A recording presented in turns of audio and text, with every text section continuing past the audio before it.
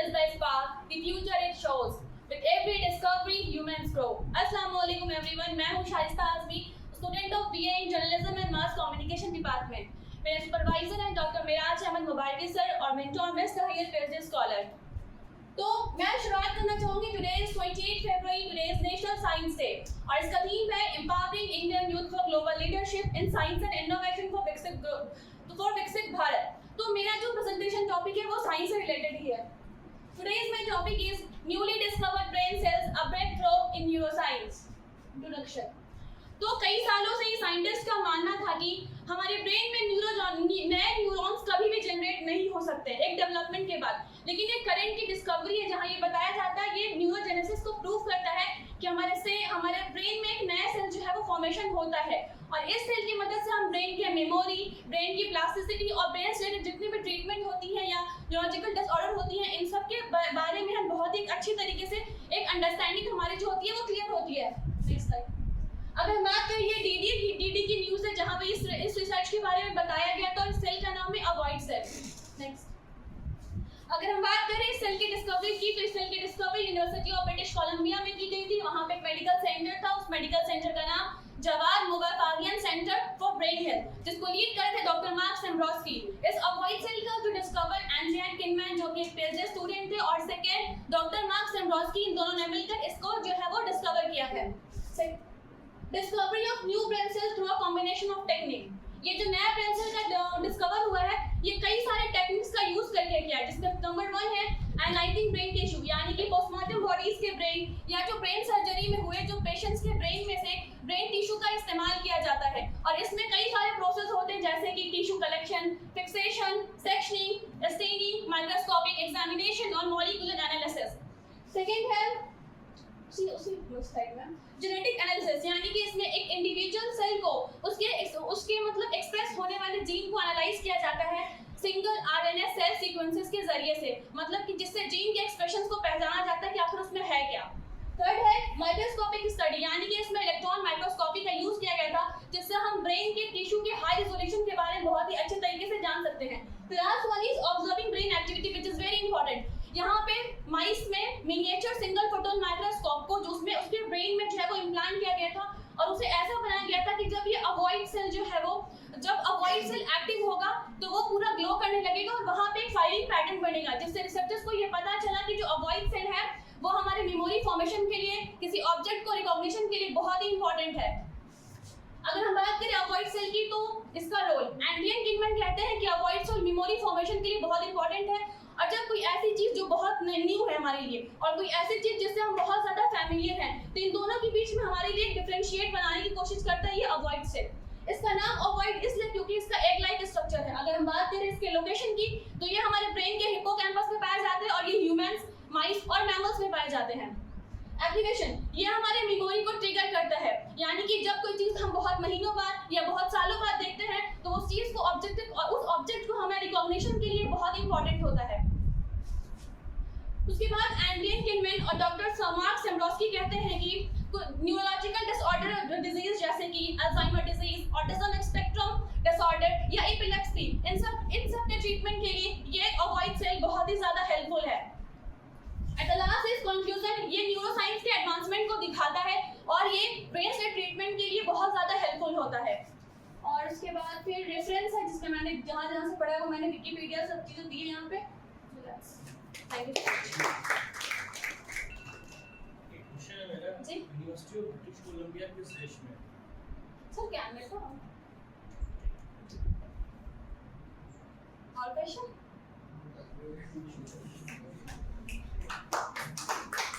वहाँ की राजधानी क्या है? ब्रिटिश कोलंबिया एक स्टेट है कनाडा में। जी सर। उसकी राजधानी क्या है? सर मुझे बड़ा सा बट मेरे दिमाग से निकल गया। जी सर। वैंकूवर।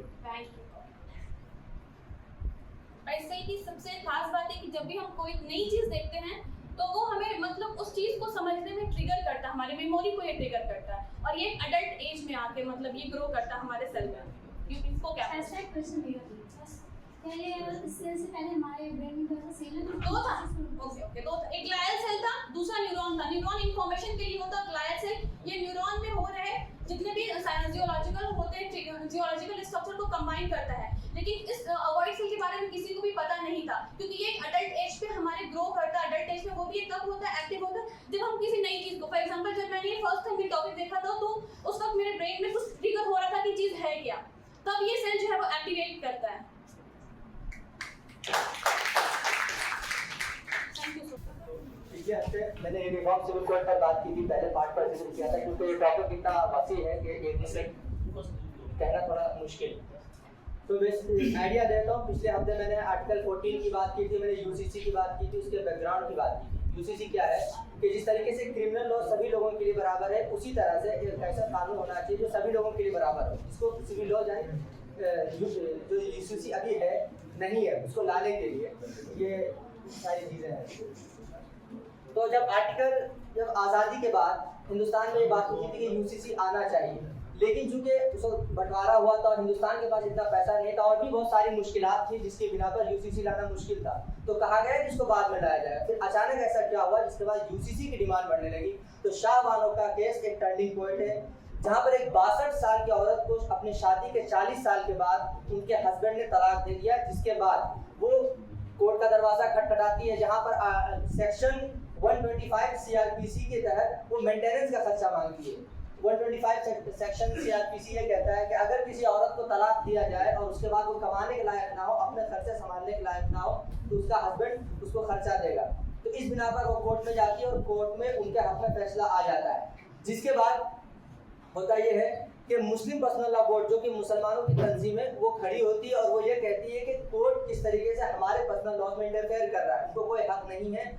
और कहीं ना कहीं उस वक्त लोगों के जहन में एक गुस्सा रहता है। जिसके बाद राजीव गांधी कोर्ट में एक बिल पेश करते हैं जो पास कर दिया जाता है, जिसमें खास तौर पर ये मेंशन होता है कि ये जो सेक्शन सीआरपीसी 125 है, यानी औरतों को जो हुकूक मिलते हैं उनके मर्द की तरफ से, उनके एक्स हस्बैंड की तरफ से, वो मुसलमानों के लिए खत्म कर दिए गए हैं। इस बिल के तहत मुसलमानों को एक्सेप्शन कर दिया गया है। जिसके बाद उस वक्त के जो लिबरल लोग थे और उस वक्त की जो औरतें थे, वो लोग कहीं ना कहीं आवाज उठाती हैं और यूसीसी का जो मुद्दा है वो फिर से गर्म हो जाता है।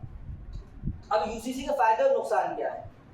फायदे जो वो गिनवाते हैं, वो सबसे पहला फायदा वो ये बताते हैं कि जेंडर इक्वालिटी, इस पर भी बात करेंगे। जेंडर इक्वालिटी मतलब कि उनके नजदीक पर्सनल लॉ की वजह से औरतों पर जो कहीं ना कहीं अत्याचार होता है, उनके साथ जो इक्वल ट्रीटमेंट नहीं होता है, तो वो चीज़ हम खत्म कर देंगे। अगर ऐसी बात है तो फिर चलिए उसके बाद बात करेंगे। एक नेशनल इंटीग्रेशन, इसमें क्या है कि जब एक कानून सबके लिए बराबर होगा तो उस पर अमल करना काफी आसान होगा। मिसाल के तौर पर एक हिंदू लड़के ने एक मुस्लिम लड़की से शादी कर ली, बाद में डाइवोर्स हो गया, तो अब उसको डाइवोर्स का जो मसला है वो हिंदू एक्ट के तहत दिया जाएगा कि मुस्लिम एक्ट के तहत दिया जाएगा। तो ये सारी चीजों का सामना कोर्ट को करना पड़ता है। इसी तरीके से अगर यूसीसी आ जाता है तो कोर्ट का वक्त बचेगा। जो ये सब मसाइल है पर्सनल लॉज की वजह से जो ज्यादा वक्त उनको देना पड़ता है वो नहीं देना पड़ेगा।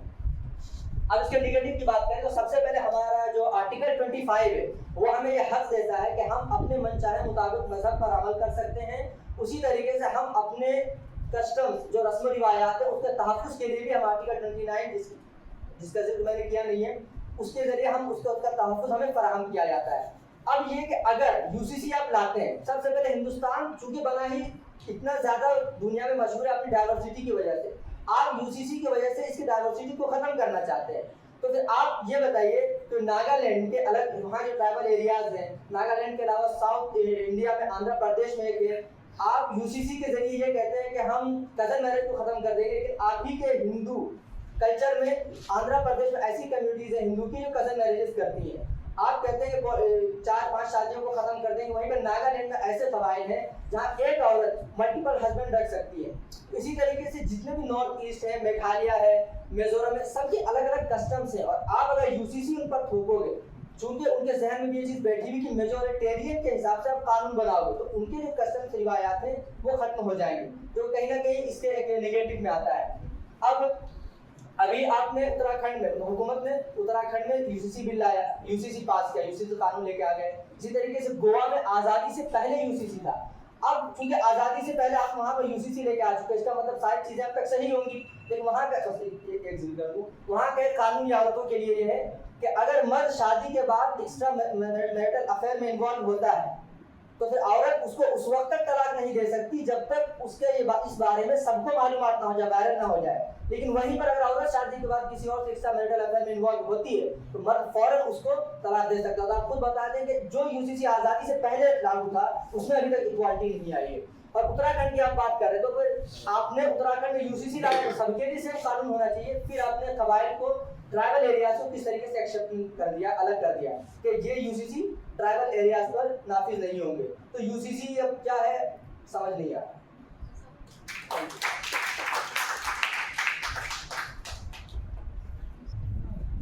अस्सलाम वालेकुम, मेरा नाम मोहम्मद इमदाद।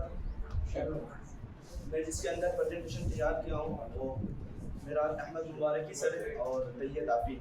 मेरा जो टॉपिक है व्हाट इज करप्शन। करप्शन क्या है? सबसे पहले हम करप्शन को जानते हैं कि करप्शन क्या है। करप्शन ये है कि अपने पावर का गलत इस्तेमाल करना, गलत फायदे उठाना, अपनी कुर्सियों का गलत फायदा उठाना।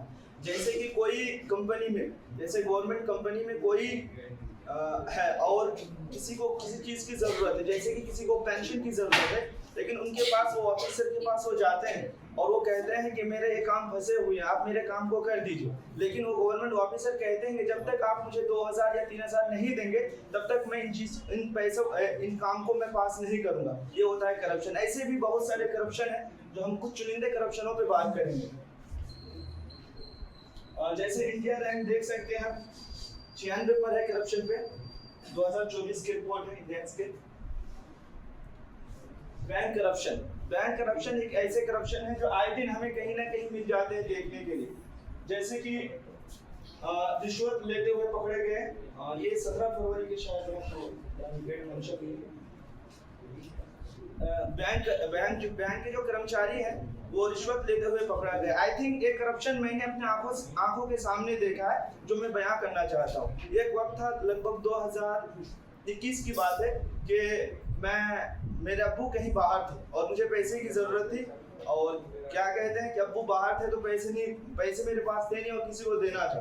तो अब्बू कह रहे कि जाओ उस बैंक पे पैसे ले लो जाके। तो मैंने कहा ऐसे तो देंगे पैसे नहीं, क्योंकि वो बैंक ऐसे भी छोटे बैंक है, ग्रामीण बैंक है। तो ग्रामीण बैंक में कितने देते हैं? ज़्यादा से ज़्यादा 49,000 देते हैं, उनसे ज़्यादा नहीं देते।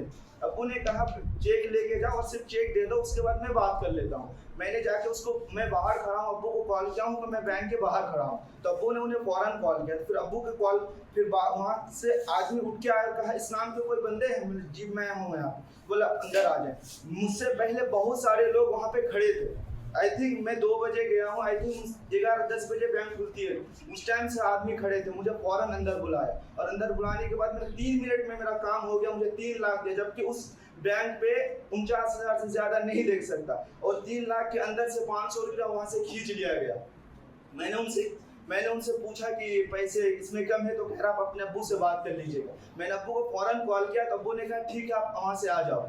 और वहीं पे खड़े खड़े पता चल रहा है कि वहाँ पे बैंक पे पैसे खत्म हो गए। मैं 2-3 को दिया, उसके बाद पैसे खत्म हो गए। वो कह रहे हैं कि अब क्या कह रहे हैं, कैश हमारे पास नहीं है। और जो 10 बजे से लगे हुए थे बैंक पे वो ऐसे वापस चले गए और मुझे 500 रुपये के चक्कर में मुझे वहाँ के जितने भी कैश थे मुझे दे चुके। तो ये करप्शन नहीं है, एक हिसाब से ये करप्शन है। तो अपने फायदे के लिए काम करते हैं, जो 10 बजे से खड़े हुए हैं उनको छोड़ के मुझे पैसे दिए, क्या ये करप्शन नहीं है? 500 रुपये के चक्कर में वो मुझे पूरे वहाँ के जितने भी कैश थे वो पूरे मुझे दे दिया और जितने भी 10 बजे से लोग बैठे हुए थे उनसे उनका कोई मतलब नहीं था। गवर्नमेंट ऑफिस करप्शन, ये भी करप्शन आए दिन हमें दिखाई देते हैं। कहीं ना कहीं किसी न किसी बात पे मिलते रहते, या तो फिर अखबार में हो या फिर न्यूज़ पे हो, कहीं ना कहीं मिलते रहते। ऐसे भी करप्शन मेरे साथ हुआ है। जैसे कि यूनिवर्सिटी में मुझे एडमिशन लेना था, मुझे ओबीसी सर्टिफिकेट की बहुत ज़्यादा ज़रूरत थी। तो मैं बार वहाँ पे जाता हूँ, ऑनलाइन करवाता हूँ, लेकिन बार रिजेक्ट कर दिए जाते हैं। मैं पूछ रहा हूँ कि क्या मसले आप मुझे बताएंगे, उसके बाद ही मैं इस पर काम कर सकता हूँ, लेकिन बार जाते हैं रिजेक्ट कर देते हैं। मैं उनसे पूछ रहा हूँ जो ऑनलाइन करते हैं, कहते हैं कि उनसे सबसे पहले पास करवाने के लिए कुछ पैसे लगते हैं। मुझे पैसे किस हिसाब से? मैं कहता भी उनसे कि पैसे अगर चाहिए तो मैं देने के लिए तैयार हूँ, लेकिन वो कुछ सुनता भी नहीं है। तो जो बार जो ऑनलाइन करते हैं वो कहते हैं पैसे इस तरह नहीं लेते हैं बाबू, पैसे ऊपर कागज नीचे पैसे लेते हैं। पैसे नहीं लेते हैं कि जाके सीधा हाथ पे दोगे, ऐसे कोई नहीं होता। नीचे पैसे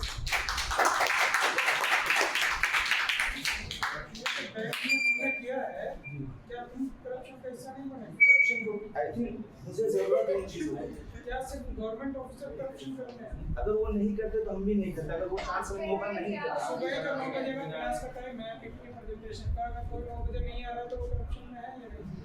बिल्कुल करप्शन क्यों कर रहे हो? नहीं, तो आई थिंक हमें मौका दे रहा है, हमें जरूरत है। ये बताओ बैंक में 49,000 क्यों निकाल सकते हैं? 50,000 सेविंग अकाउंट है, ग्रामीण अकाउंट है, सेविंग अकाउंट, करेंट अकाउंट नहीं था, रूल है।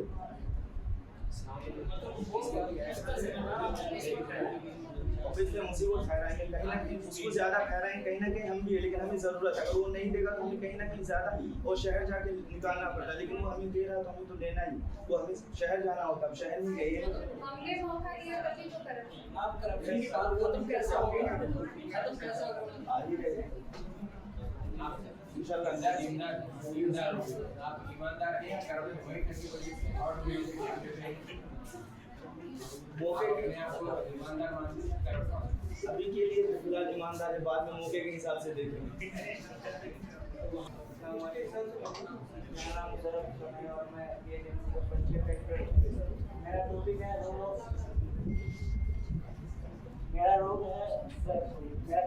Role of social media in contemporary world.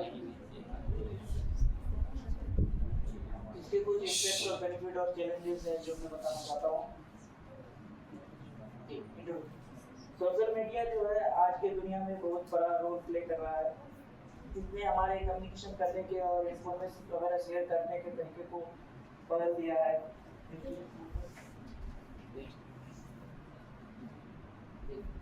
तो कम्युनिकेशन में ये जो है social media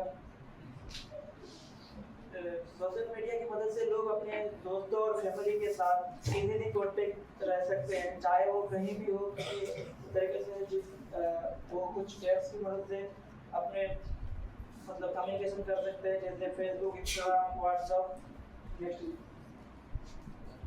news and information. आजकल बहुत से लोग अपने न्यूज़ सोशल मीडिया प्लेटफॉर्म जैसे ट्विटर, फेसबुक या यूट्यूब वगैरह से देखते हैं और ये कुछ मिस इन्फॉर्मेशन भी यूज हो सकते हैं और कई लोगों को केयर करना चाहिए कि वो कैसा यूज करते हैं। एजुकेशन, सोशल मीडिया एजुकेशन में भी बहुत अपना रोल अदा कर रहा है। जैसे बहुत से स्टूडेंट और लोग जो है सोशल मीडिया के तरह नए नए स्किल सीखते हैं और ऑनलाइन कोर्सेज ले सकते हैं अपने सोशल मीडिया के थ्रू। और एंटरटेनमेंट, सोशल मीडिया में एंटरटेनमेंट का भी एक सोर्स है। लोग फनी वीडियोस देखते हैं, अपने फेवरेट सेलिब्रिटीज को फॉलो करते हैं या ऑनलाइन कम्युनिटीज ज्वाइन करते हैं ताकि वो अपने हॉबीज और इंटरेस्ट शेयर कर सकें।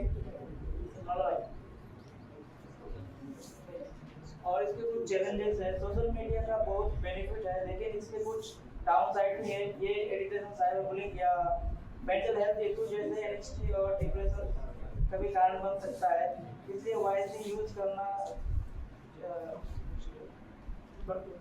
सोशल मीडिया एक पावरफुल है जो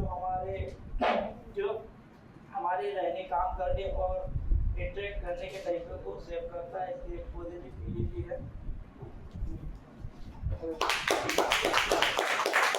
अस्सलामुअलैकुम, मेरा नाम अल्ताफ आलम है।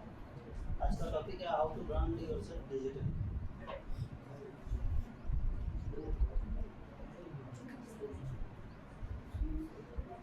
सुपरवाइजर है मिराज अहमद सर।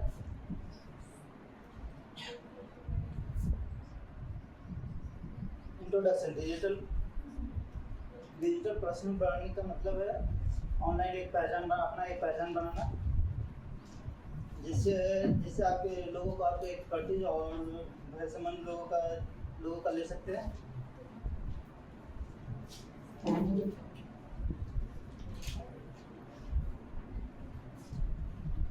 आज के डिजिटल ज़माने में स्ट्रॉन्ग ऑनलाइन प्रेजेंस जरूरी है। यह आपको लोगों तक पहुंचना और विश्वास बनाने, ऑनलाइन मौके पाने का मदद करती है। अच्छे ऑनलाइन पहचान आपको अलग दिखाती है और आपके विचार साफ तरीके से लोगों तक पहुंचाती है। अपनी ब्रांड को इफेक्टिव बनाने के लिए टारगेट ऑडियंस को समझना जरूरी है। उनकी पसंद और उनकी ज़रूरतों को देखते हुए उन पर काम करते हैं।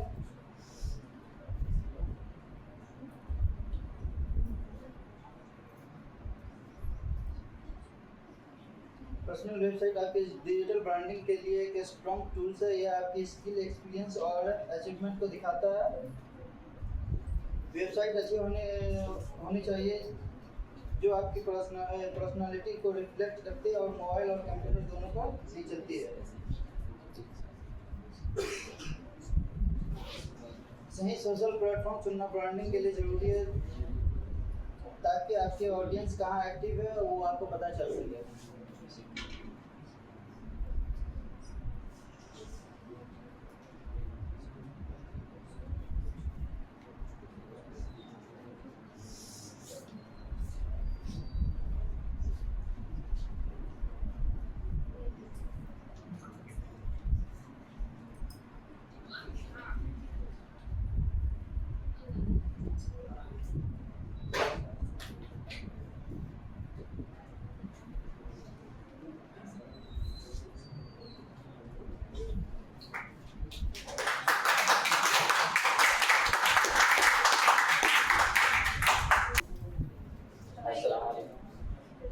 आज साइंस दिवस है और मेरा जो टॉपिक है साइंस कम्युनिकेशन। साइंस कम्युनिकेशन को समझने से पहले हम लोग साइंस को समझ लेते हैं। साइंस जो है लैटिन भाषा से साइंटिया से लिया गया है, जिसका माना होता है टू नो। हिंदी में साइंस को विज्ञान कहते हैं और विज्ञान भी दो शब्द से मिलकर बना है। पहला है वि, दूसरा है ज्ञान। वि से मुराद है कि विशेष और ज्ञान से मुराद है जानना। विशेष जानना को विज्ञान कहते हैं। Science communication is the practice of the informing education and the raising awareness about the science related topic to non-expert audience and the accessible and the engaging way to bridge the gap between the scientist and the public, fostering understanding and the informed decision making. According to Hexels, science तर्क और प्रमाण पर आधारित ज्ञान को हम लोग science कहते हैं। Importance of science communication, promote public understanding.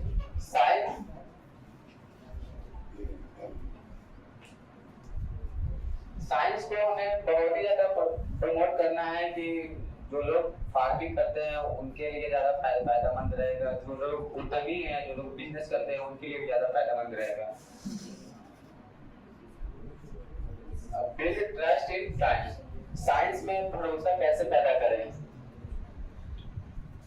Science में भरोसा पैदा करने के लिए बहुत से अलग अलग एक्टिविटीज उन लोगों के सामने करना होगा। ठीक है।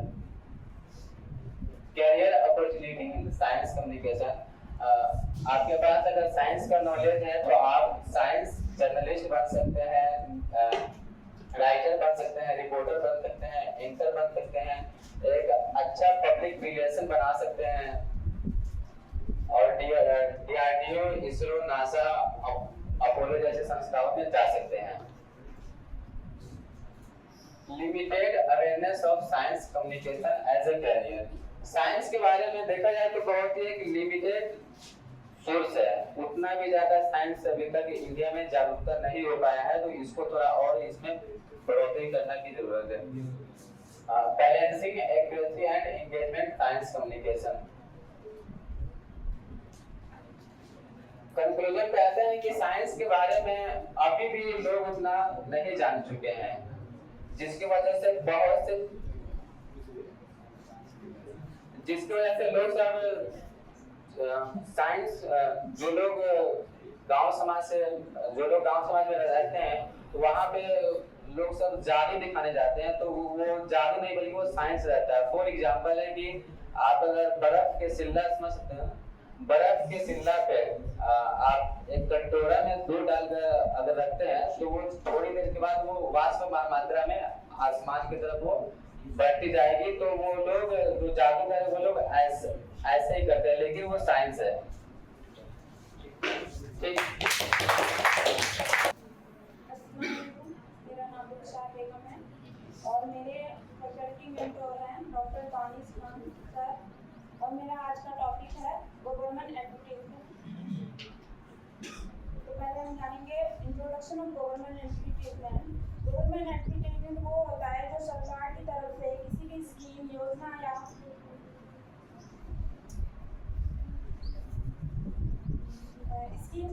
या पब्लिक अवेयरनेस के लिए जारी किया जाता है। ये एडवर्टाइजमेंट अखबार,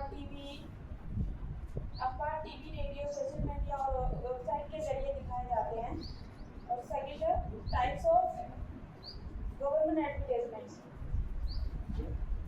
हेल्थ एंड हाइजीनिक लोगों की सेहत और मुल्क की सफाई का ध्यान रखना। इसके लिए 2 एडवर्टाइजमेंट निकाला गया था, जिसका एक नाम है स्वच्छ भारत और दूसरा है आयुष्मान भारत।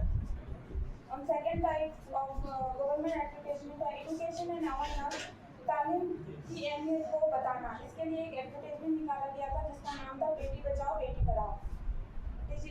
थर्ड है digital and economic growth, technology के इस्तेमाल से मुल्क की तरक्की करना। इसके लिए 2 एडवर्टाइजमेंट निकाला गया था, जिसका नाम है digital India and make India.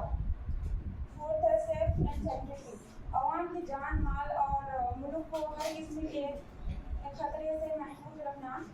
इसके लिए 2 एडवर्टाइजमेंट निकाला गया था, एक का नाम था रेडियो सिक्योरिटी और दूसरा का नाम था cyber security. Objective of government advertisement.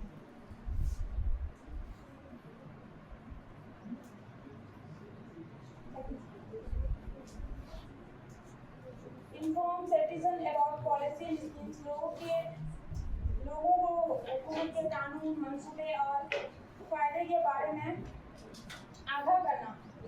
दूसरा है impose social and behaviour change, लोगों की बेहतर सोच और आदतों को अपनाने के लिए मोटिव करना।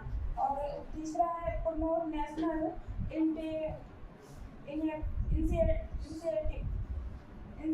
लोगों मुल्क की तरक्की के लिए हुकूमती मंसूबों और इक़दाम को फ़रोग़ देना।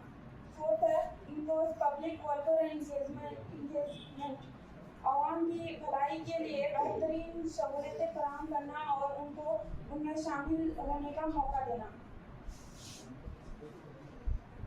Some popular government advertisement, first है स्वच्छ भारत अभियान, सेकंड है बेटी बचाओ बेटी पढ़ाओ और थर्ड है डिजिटल इंडिया, फोर्थ है मेक इन इंडिया और फिफ्थ है रेडियो सेफ्टी अवेयरनेस और सिक्स्थ कोविड-19 वैक्सीन ड्राइव।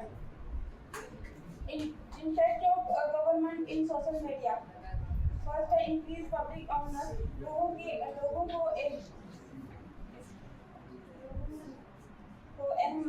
लोगों को गवर्नमेंट के अहम मसले और मालूमात से आगाह करना ताकि वो बेहतर फैसला ले सकें। सेकेंड है higher participation in government scheme, हुकूमती मंसूबे में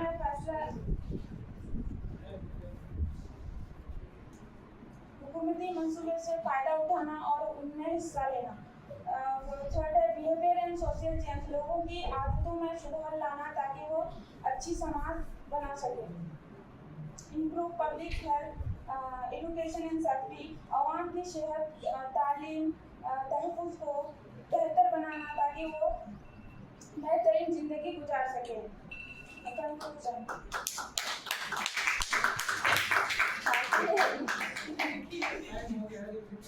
गवर्नमेंट एडवर्टाइजमेंट इम्पोर्टेंट होता है क्योंकि सोसाइटी को स्प्रेड करने और अवेयरनेस को स्प्रेड करने और वेलफेयर स्कीम को प्रमोट करते हैं।